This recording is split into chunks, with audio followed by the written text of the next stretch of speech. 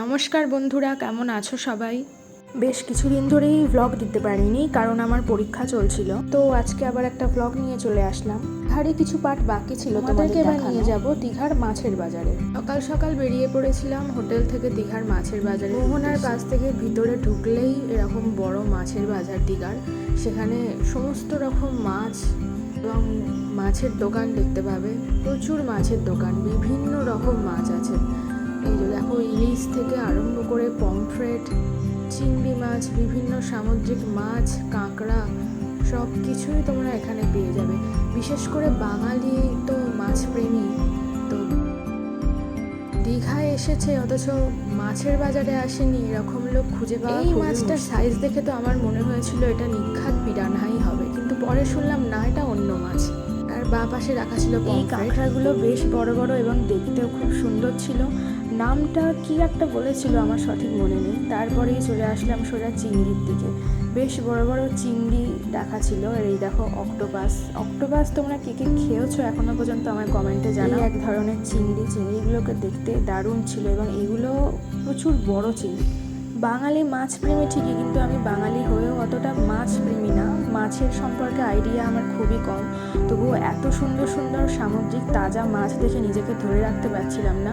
এই এক ধরনের মাছ খুবই সুন্দর দেখতে, গায়ে একটু ছোপ ছোপ মতন। আর এই দেখো, কাঁকড়াটা নিয়ে আমি হাতেই তুলে নিয়েছিলাম। পাগুলো বেশ নীল নীল, গায়ে খুব সুন্দর একটা ডিজাইন টাইপের ছোপ ছোপ। কিন্তু দুর্ভাগ্য কাঁকড়াটার নামটাই আমার মনে নেই। বেশ বড় কাঁকড়া। হ্যাঁ হ্যাঁ বলুন। ভালো হলে এক পথে চাকা দিতে হবে, আর খারাপ হলে 10,000 ফাইন। আর বাবা আসবে ইচ্ছে মতন মাছ তুলে নিয়ে যাবে। মৃত্যু কথা আর বলতে পারবো না, আর কিছু বলতে হবে না। কত করছেন বলুন, ঠিকঠাক করে। কিস্তিটা দেখলে দাদুর সাথে কথা বলার পরে সোজা চলে এসেছিলাম কাঁকড়ার দিকে। একটা বক্সে এরকম কাঁকড়া রাখা ছিল, কাঁকড়াটা এইভাবে হেঁটে যাচ্ছিল। কি এইবারে তোমরা বলো, শুটকি মাছ কার কার প্রিয়? এটা শুনে বা দেখে অনেকেই নাক সিট করবে জানি, কিন্তু আমার কিন্তু শুটকি মাছ ভালো লাগে।